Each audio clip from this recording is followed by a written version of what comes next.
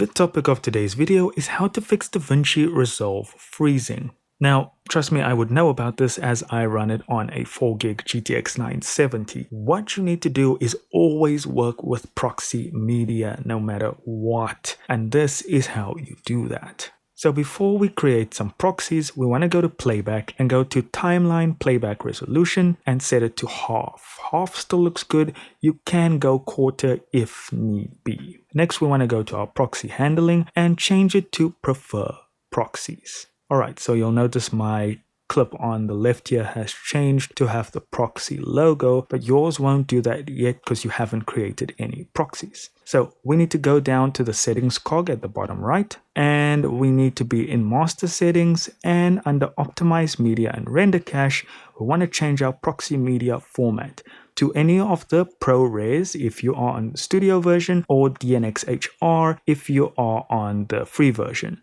So I still use DNxHR SQ because it's just simply what works really well for me, so why not? Keep in mind, these are going to now create uncompressed versions of your video clip, so make sure they are being sent to a drive that has enough space. I'm talking about 2 gigs for a 30-second clip.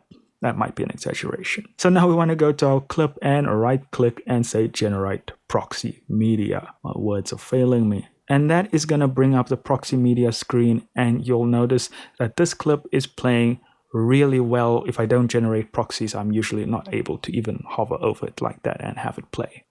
Another thing is to make sure you're on the edit tab when you do this, otherwise you will not be able to create a proxy. And that's about all I've got for you guys. If you have more tips, leave them down in the comment section below.